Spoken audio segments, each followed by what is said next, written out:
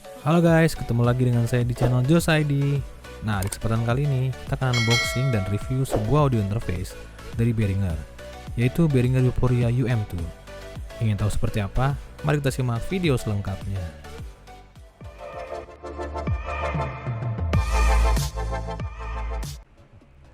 Oke, jadi ini adalah audio interface dari merek Behringer dengan seri Euphoria UM2. Tampilan dusnya seperti ini ya guys. Ini tampilan bagian depan soundcardnya dan ini adalah di bagian belakangnya. Kanan kiri dusnya sama aja.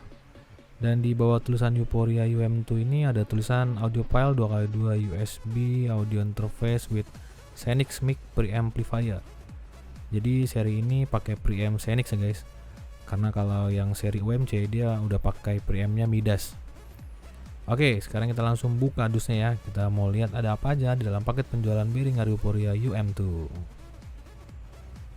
Oke guys, di dalam paket penjualannya yang pertama kita dapat ini ada sepertinya stiker dan manual book ya. Lanjut, ini adalah soundcardnya guys, Behringer UM2. Terus terakhir kita ternyata dapat juga ini kabel USB ya. Jadi kabel USB ini berfungsi nanti untuk menghubungkan soundcard dengan komputer. Sekarang kita ke soundcardnya ya guys. Kita langsung buka aja soundcardnya ya. Nah, ini dia Behringer Euphoria UM2 guys. Tampilan atasnya seperti ini ya. Nah, ini bagian depannya. Kanan kirinya kosong. Ini bagian belakangnya. Dan terakhir bagian bawah. Materialnya ini plastik ya guys.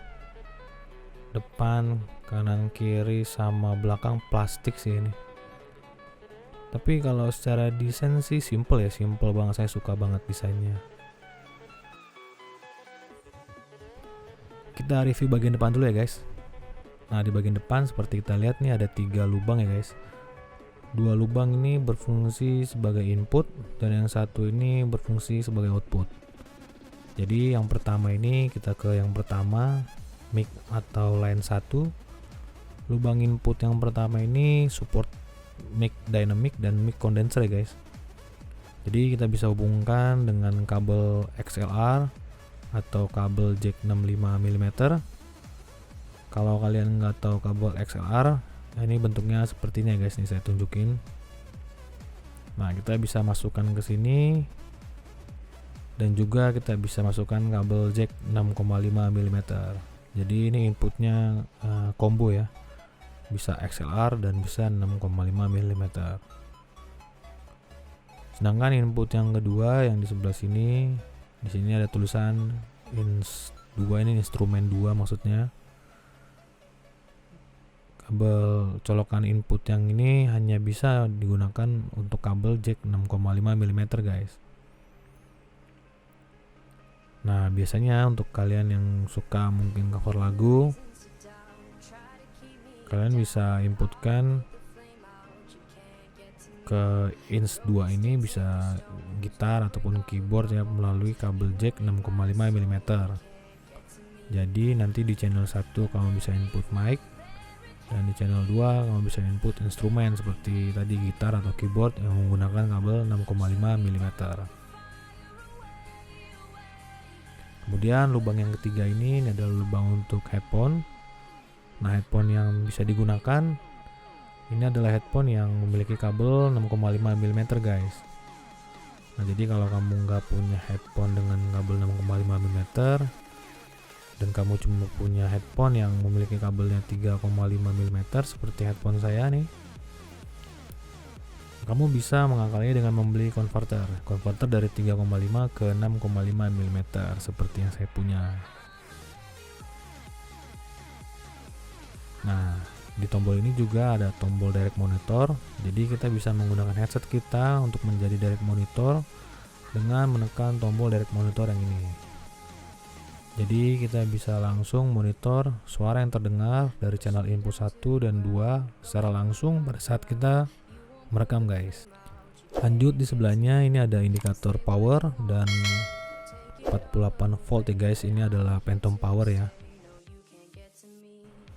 Nah, power indikator ini akan menyala dan menandakan jika sound cardnya sudah menyala.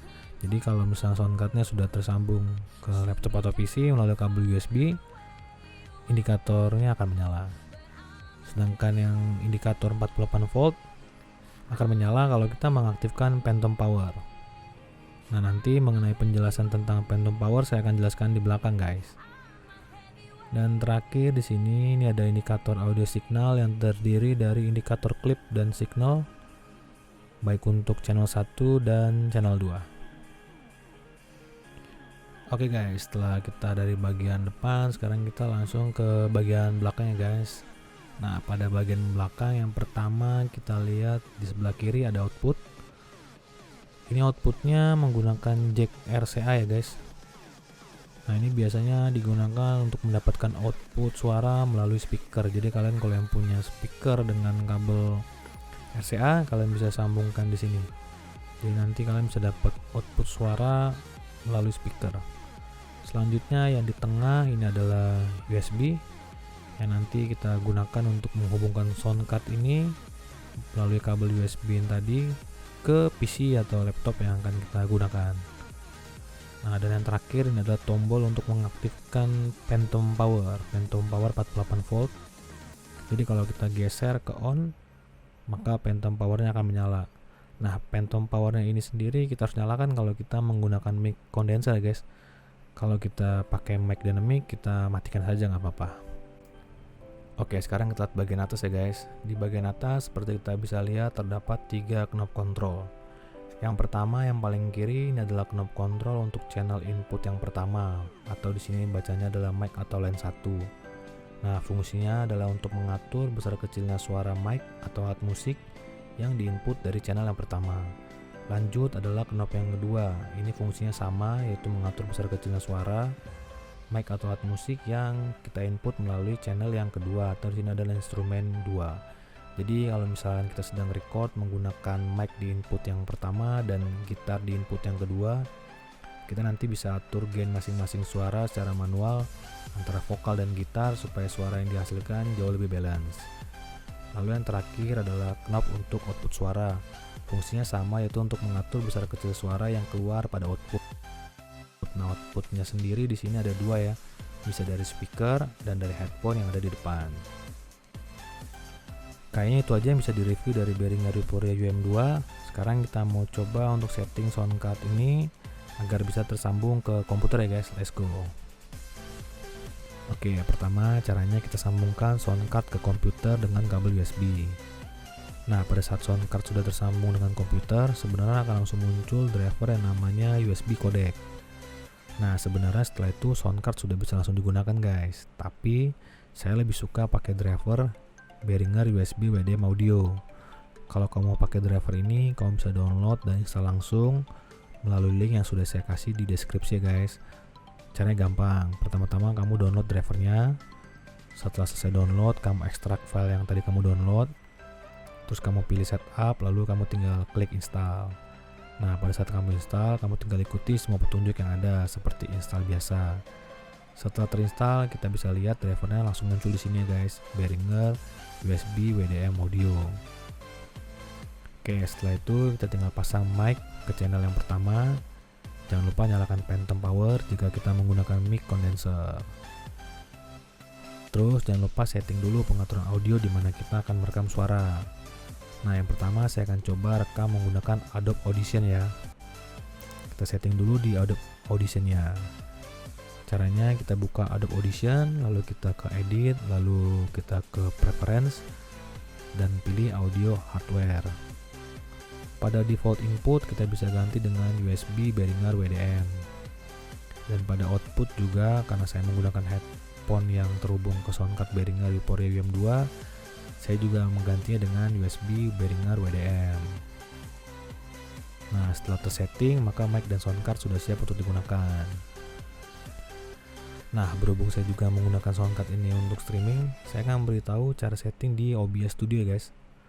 Jadi sebenarnya soundcard ini tuh bisa digunakan untuk banyak kebutuhan guys. Bisa untuk kamu suara yang suka cover lagu, misal kamu mau nyanyi sambil main gitar, atau kamu juga suka recording, atau mungkin untuk kamu yang suka streaming seperti saya. Saya sendiri sebelumnya streaming itu menggunakan mic yang langsung dari headset saya. Suaranya sebenarnya udah cukup, nggak jelek, tapi saya pikir nggak ada salahnya untuk upgrade untuk memperbaiki kualitas audio kita. Nah, Soundcard ini juga bisa untuk kamu yang mungkin suka buat konten podcast. Sekarang kan lagi ngetrend tuh konten podcast. Oke, sekarang kita langsung ke cara setting di OBS. Cara setting sangat mudah.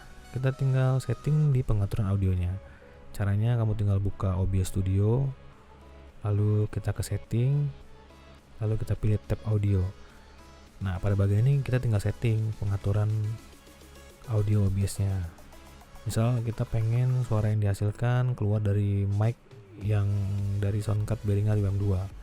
Kita tinggal pilih ke pilihan mic yang ada bacaan mic atau auxiliary audio. Lalu kita tinggal ganti jadi Behringer WDM audio. Begitupun dengan outputnya, jika kita pengen outputnya keluar dari Soundcard Behringer UM2, misalkan kita pakai headset. Nah, headsetnya kita sambungin dari Soundcard, maka kita harus ganti desktop audionya. Kita tinggal ganti output dari Soundcard Behringer UM2 tadi, kita bisa ganti di desktop audio. Udah, begitu aja sih, gampang caranya. Oke, begitu aja review singkat dari saya mengenai Soundcard atau audio interface Behringer Euphoria UM2. Kita sudah unbox dan sedikit review mengenai Soundcard ini. Kesimpulan saya, untuk kamu yang suka cover lagu, recording, podcasting, streaming, atau mungkin konten kreator pemula, Soundcard ini sudah cukup worth it untuk kamu gunakan agar kualitas audio kamu juga semakin baik. Kalau kamu ada pertanyaan tentang Soundcard ini, kamu bisa tulis di kolom komentar, atau kalau ada informasi yang mungkin keliru dari saya, kamu juga boleh tulis di kolom komentar ya guys. Begitu aja, sampai ketemu di review-review selanjutnya di channel Jos ID. Like video ini jika kamu suka, dan jangan lupa subscribe channel Jos ID ya. See you.